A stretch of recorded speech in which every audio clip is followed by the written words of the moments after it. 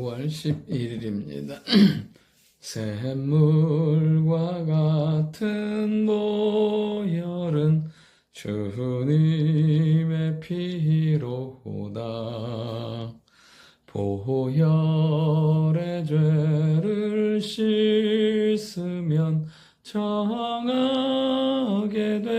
되겠네. 정하게 되겠네. 정하게 되겠네. 보혈의 죄를 씻으면 정하게 되겠네. 아멘. 하나님 말씀은 예레미야 31장 15절부터 30절의 말씀입니다. 오늘 말씀 가운데 이스라엘 백성들의 현실을 얘기하고 계십니다. 15절에 보면 라마에서 슬피며 통곡하는 소리가 들리니 라헬이 그 자식 때문에 애곡하는 것이라. 그가 자식이 없어져서 위로받기를 거절하는도다. 이 말씀은 이미 멸망해버린 북이스라엘을 상징하는 라헬이 정말 그 처참하게 무너진 상황 가운데서 통곡하며 이제 망해버리고 끝나버린 상황 가운데 절대 절망 가운데서 고통 가운데 부르짖고 하나님께 나아가는 것을 보게 됩니다. 누구나 다 잘못될 수 있고 누구나 다 실패할 수 있고 누구나 다 넘어질 수 있지만 그 환경 가운데 일어설 수 있는 사람, 회복될 수 있는 사람은 하나님을 믿는 사람, 하나님의 자녀, 하나님의 택하심 가운데 있는 사람들이라는 사실입니다. 그리고 이런 고통과 절망은 하나님의 자녀들에게는 기도의 제목이 되고 하나님 앞에 나아갈 수 있는 시간이 되는 것을 보게 됩니다. 오늘 16절이 핵심적인 말씀이에요. 여호와께서 이와 같이 말씀하시니라. 내 울음소리와 내 눈물을 멈추어라. 내 일의 싹스를 받을 것인즉 그들이 그의 대적의 땅에서 돌아오리라. 여호와의 말씀이니라. 다 망했다니까요. 아수르에게 망했고 이제 남유다도 망할 위기에 처해 있고 다 사로잡혀가서 어떠한 소망도 없습니다. 그러니까 어떻게 하냐면 울며 통곡하며 애곡하는 가운데 하나님 앞에 나아가는 것을 보게 됩니다. 누구나 올 수 있지만 하나님 앞에 오는 사람, 누구나 통곡하지만 하나님 앞에 통곡하며 나아갈 때 하나님은 어떻게 하시냐면 울음소리와 눈물을 멈춰주시고 닦아주시고 그 삶을 전환시켜주시고 회복의 은혜를 베풀어 주시는 것을 보게 됩니다.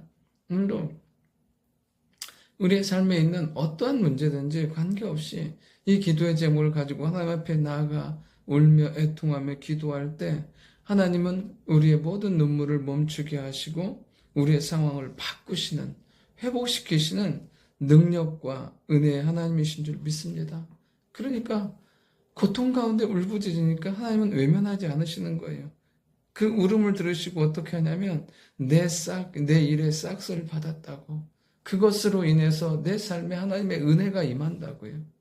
그 눈물이 하나님 앞에 들려짐으로 말미암아 고통이 축복으로 바뀌는 놀라운 역사가 일어나는 것을 보게 됩니다.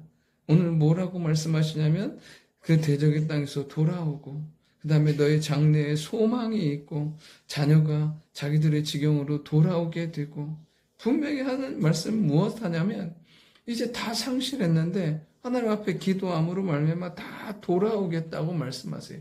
다 회복시켜 주시는 거예요. 옛 땅, 옛 지경, 옛 은혜를 다 회복시켜 주시는 거죠. 그러면서 뭐라고 말씀하시냐면 그들을 생각할 때마다 그를 위하여 내 창자가 들끓으니 내가 반드시 그를 불쌍히 여기리라.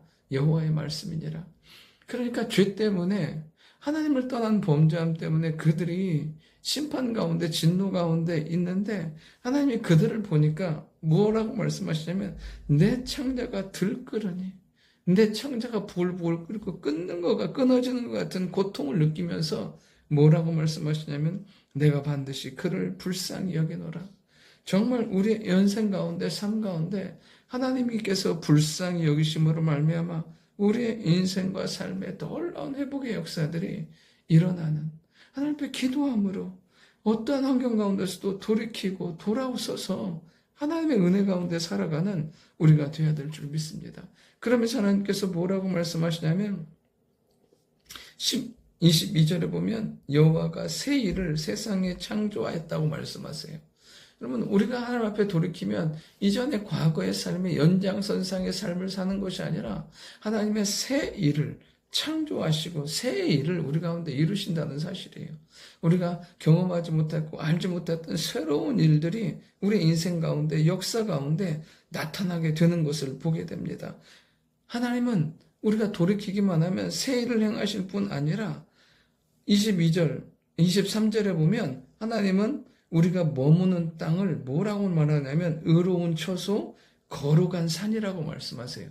그러니까 우리 때문에 우리가 가는 곳이 다 복되어지고 회복되는 역사들이 가치 있고 의미 있어지는 일들이 일어나게 되는 것입니다. 우리가 만나는 사람, 우리가 가는 곳, 우리가 하는 일들을 하나님은 가치 있고 거룩하고 의미 있게 만들어주세요. 하나님의 땅 되게 하시고 하나님의 일 되게 만들어 주시는 것을 보게 됩니다.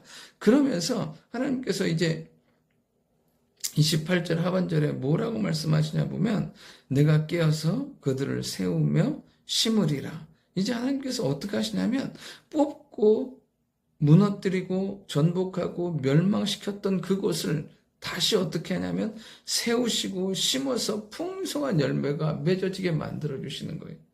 우리 하나님이 뽑으시면 무너뜨리시고 파괴하시면 남아있을 게 없어요. 그런데 죄로 말미암아 다 하나님께서 뽑고 무너뜨리고 파괴하셨던 그곳에서 다시 어떻게 하냐면 세우고 심으시는 역사가 일어납니다. 무너졌던 모든 것들이 회복되고 다시 심으심으로 풍성한 열매를 맺게 만들어 주실 줄 믿습니다. 이 모든 것의 시작이 무엇이냐면 하나님 앞에 애통하며 눈물로 기도할 때 하나님은 그 애통과 눈물과 기도를 받으시고 이런 놀라운 회복의 역사를 일으켜 주십니다. 우리 안에도 이런 간절한 기도의 회복, 간절한 믿음의 회복으로 말미암아 하나님의 축복과 응답 가운데 사는 우리가 될 수 있기를 원합니다. 좋으신 아버지 하나님, 우리 안에도 이런 애통함이 있게 하시고 하나님을 향하여 나아가는 눈물이 있게 도와주옵소서. 그 애통한 눈물과 고통을 보시고 우리 하나님께서 놀라운 회복과 하나님의 영광을 허락하여 주셨습니다. 우리의 인생의 기도가 회복될 때, 간절함과 애통함이 회복될 때 우리 주님 들으시고 우리의 삶에 풍성한 응답과 능력과 영광으로 함께하여 주시옵소서. 우리가 그런 은혜 가운데 살기로 원합니다. 주여 우리를 불쌍히 여기시고 하나님의 말할 수 없는 사랑 가운데 은혜 가운데 살아가는 저희들을 둘 수 있도록 인도하여 주옵소서. 예수님의 이름으로 기도드립니다. 아멘.